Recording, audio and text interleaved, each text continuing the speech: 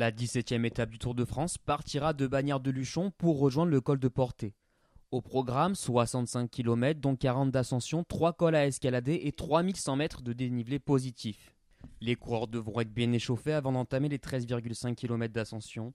De plus, les leaders vont devoir se débrouiller seuls au début de la montée. Les coureurs seront placés sur la grille de départ en fonction du classement général.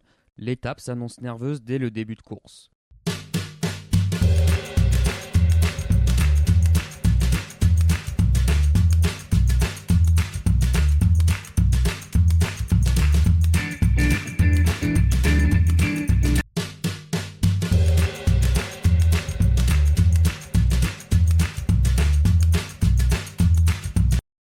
Alors le col de Peyrre-Sourde, c'est pas un col qui est le plus dur des Pyrénées, mais c'est un col qui est quand même roulant, avec une première partie avec des rampes quand même à 9-10%. Et après, bon, il y a le replat, et après il y a cette seconde partie aussi entre Saint-Aventin et Garin qui fait très mal, parce que là il y a des passages, je pense, à 12%. Et après on revient à la sortie de Garin, voilà, avec du 6, du 7%. Mais je pense qu'au niveau, même je suis sûr, au niveau des pros, ça va se passer très très vite. Ça va, je pense même les meilleurs, ça passera avec la plaque, quoi. Ça va monter. Je pense que les temps de Strava vont être éclatés. Une fois le col de Peyrre-Sourde franchi, le peloton entamera une courbe de descente pour remonter immédiatement à la station de Peyragudes, histoire de rappeler des souvenirs à Romain Bardet, victorieux l'an dernier sur ces mêmes routes. Une fois la station de Peyragudes passée, les coureurs vont s'élancer dans la descente vers Loudanvielle afin d'escalader le col Val-Laurent d'Azette. Au sommet de cette deuxième difficulté de la journée, les coureurs auront effectué 37 km. Le col d'Azette culmine à 1500 mètres d'altitude, la pente est de 8,3% sur 7,4 km.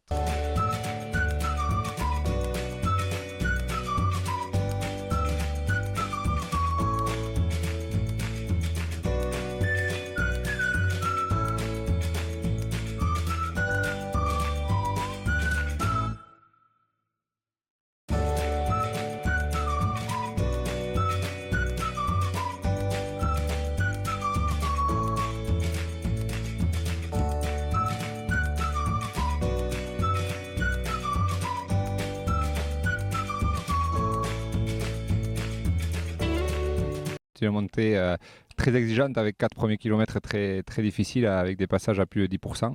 Bon, des épingles qui permettent de bien relancer quand même, mais l'enchaînement des deux va être déjà très éprouvante. Et puis la descente est très rapide avec des virages piégeux.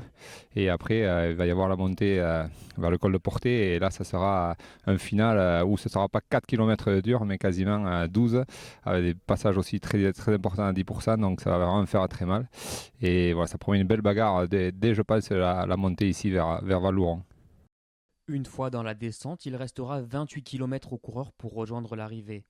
En bas de cette descente rapide, le peloton passera à Saint-Lary-Soulan, au pied de la dernière difficulté du jour, le col de Portet.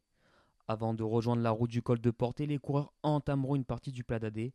Un clin d'œil à Raymond Poulidor, vainqueur au sommet en 1974. Les premiers kilomètres du Pla d'Adé sont difficiles, les coureurs n'auront pas de répit avant Espiaube, quelques kilomètres plus loin. Une fois passé à Espiaube, le peloton tournera à droite pour escalader le col de Portet. Les coureurs emprunteront une petite route sur 7,4 km et une pente de 8,3% de moyenne. À l'heure actuelle, la route n'est pas totalement goudronnée, on alterne entre des portions asphaltées et non asphaltées. En tout cas, si elle reste en l'état, le col de Portet a tout pour devenir un mythe du Tour de France.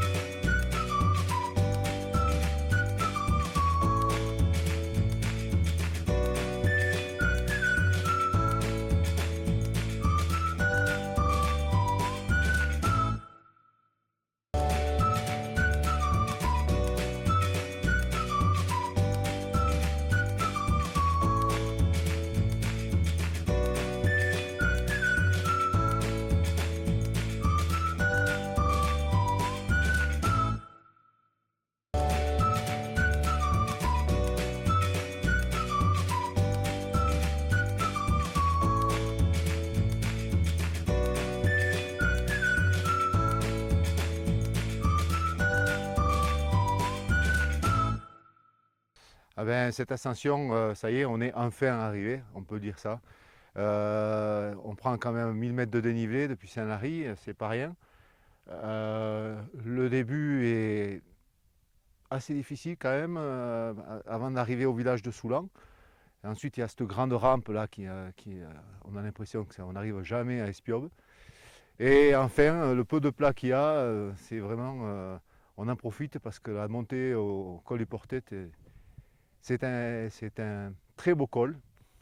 Alors, il y a des parties goudronnées, des parties sans goudron. Bon, ils vont tout goudronner.